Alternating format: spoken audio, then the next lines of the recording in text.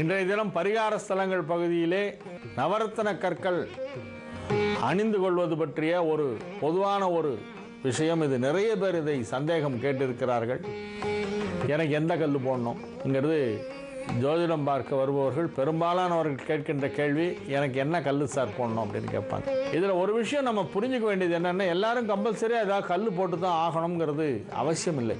நன்மை செய்யும் கிரகத்தின் தசை நடந்தால் மட்டுமே கற்கள் அணிந்து கொள்ள வேண்டும். எந்த கிரகம் நன்மை செய்யுமோ அதோட தசை வரும்போது எதிர்பார்க்குற அளவு பலன் கிடைக்கலன்னா இது ஒரு பூஸ்டர் மாதிரி இது ஹெல்ப் பண்ணும் கல். மற்றபடி எல்லாரும் கண்டிப்பாக கல் போட்டுக்கணும் அப்படின்னு எல்லாம் ஒன்றும் அவசியம் இல்லை. ஒரு சிலருக்கு அதெல்லாம் கல்லெல்லாம் போட்டுக்காமலே இயற்கையாகவே அந்த கிரகங்கள் செய்ய வேண்டிய நல்ல பலனை செய்துவிடும்.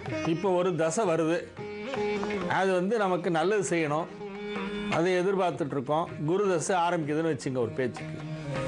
குரு தசை ஆரம்பித்தா நிச்சயமாக வாழ்க்கை ரொம்ப நல்லா இருக்கணும். ஆனால் சில பேருக்கு அது எதிர்பார்க்கும் அளவிற்கு நன்மை செய்வதில்லை. அந்த மாதிரியான ஒரு நேரத்தில் தான் இந்த கல் அணிந்து கொள்ள வேண்டியதன் அவசியமே வருகிறது. கனக புஷ்பராகம் வாங்கி போட்டுட்டா குரு தசை இன்னும் கொஞ்சம் அதிகமாக நன்மை செய்யும். 10% தான் அந்த நன்மையை அதிகரிக்க செய்யும். நமக்கு என்ன பலன் கிடைக்கணுமோ அந்த பலனை ஓரளவு என்ஹான்ஸ் பண்ணுறதுக்கு தான் இந்த கல் உதவுமே ஒழிய டோட்டலாக தலையெழுத்தெல்லாம் மாற்றாது.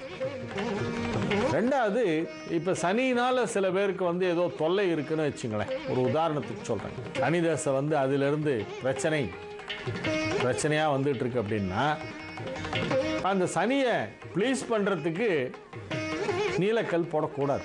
நெகட்டிவான எஃபெக்டை ஆல்ரெடி கொடுத்துட்டு இருக்கிற ஒரு கிரகத்துடைய கல்லை இவன் போட்டான்னா நெகட்டிவ்னஸ் தான் ஜாஸ்தியாகும். தீய பலன்கள் அதிகரிக்குமே ஒழிய நல்ல பலன்கள் நடக்காது. அதுக்கு ஆப்போசிட்டாக வேறு ஏதாவது ஒன்று போடணும். இல்லை கல் போடாமல் விட்டுருலாம். சனி தசை வரும்போது போய் நீலக்கல் போடுறது தப்பு.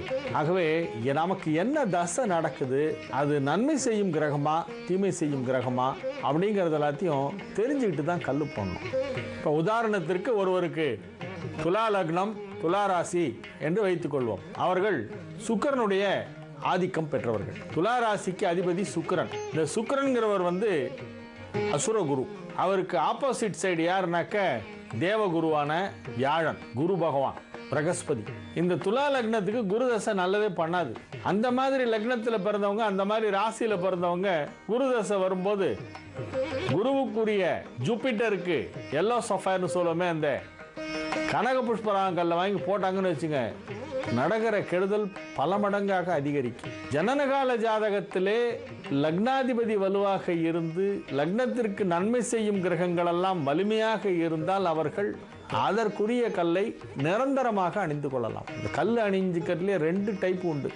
சில பேர் ரொம்ப வருஷமாக ஒரு கல் போட்டுட்டு இருப்பாங்க, 30 வருஷமாக ஒரு பச்சை கல் போட்டுட்ருப்பாங்க, ரொம்ப வருஷமாக வைரத்தோடு போட்டுட்ருப்பாங்க சில பெண்கள். அது சில பேருக்கு ஒத்து போகும். இப்போ நான் சொல்கிறது இன்னொன்று என்னென்னா, இது கொஞ்சம் சற்று வித்தியாசமான ஒரு கான்செப்ட். இந்த தசை வரும்போது மட்டும் அந்த கல்லை போடும், தசை முடிஞ்சதும் கட்டிடுங்க.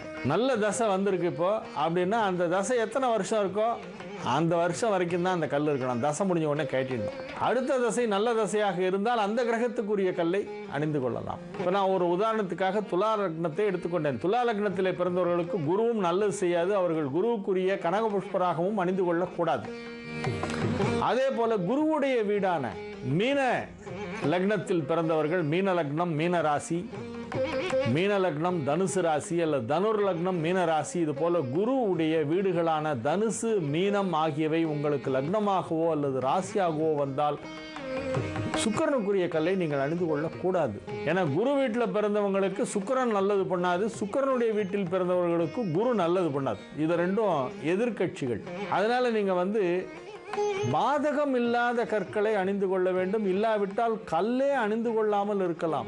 சில பேர் தெரியாமல் என்ன பண்ணிடுறாங்கன்னாக்க, உனக்கு சனி தசை தான் ரொம்ப படுத்திட்டு இருக்க, அதனால் நீ சனியுடைய கல்லை போடுவாங்க, இன்னும் ஜாஸ்தி படுத்தும். இந்த கல் என்ன பண்ணும், வெறும்னா அந்த பர்டிகுலர் பிளானட்டுடைய லைட் ரேஸை அட்ராக்ட் பண்ணி இழுக்கிறது. மாடியில் ஒரு டிஷ் ஒன்று வச்சாக்க அது ஆகாயத்தில் இருக்கக்கூடிய வைப்ரேஷன்ஸ் எல்லாத்தையும் இழுக்கிறது இல்லையா விஞ்ஞான ரீதியாக. அதே மாதிரி இந்த கல் ஒரு டிஷ் மாதிரி. இது நம்ம எந்த கல் போடுறோமோ அந்த கல்லுக்குரிய கிரகத்தின் ஒளிக்கதிர்களை சற்று அதிகமாக நமக்கு வாங்கி கொடுக்கிறது. ஒரு ஜெனியூன் கல் ஒருத்தர் கையில் போட்டார்னாக்கா போட்டு 3 மாதம் 4 மாதத்தில் அங்கே வந்து தோலில் வந்து கருப்பாக ஒரு தழும்பு ஒன்று தெரியும். சூரிய வெளிச்சம் படும் பொழுது அந்த லைட் ரேஸ் அதில் பட்டு கல்லில் பட்டு ஓப்பன் செட்டிங்காக இருந்தால் நம்மளுடைய விரலில் நரம்பில் கருப்பாக காய்ச்சி போன மாதிரி ஒரு தழும்பு தெரியும். அதுதான் ஒரிஜினல் ஸ்டோனுக்கு அடையாளம். அந்த மாதிரி நல்ல கல்லாக பார்த்து நீங்கள் வாங்க வேண்டும். எது சரியான கல், எந்த கடையில் வாங்குறதுங்கிறத பற்றியெல்லாம் நான் பேச மாட்டேன். ஆனால் கல் அணிந்து கொள்ளலாம். நவரத்ன கற்கள் அணிந்து கொள்வதிலே தவறு கிடையாது. ஆனால் அவரவர்களுடைய ஜாதகத்தை நன்றாக பரிசோதித்து பார்த்து எந்த கிரகம் நன்மை செய்யுமோ அந்த நன்மை செய்யும் கிரகத்தின் கல்லை மட்டும் அணிந்து கொள்ள வேண்டும். ஒரு சில கற்கள் குறிப்பிட்ட தசை நடைபெறும் பொழுது மட்டும் அணிந்து கொள்ள வேண்டும்.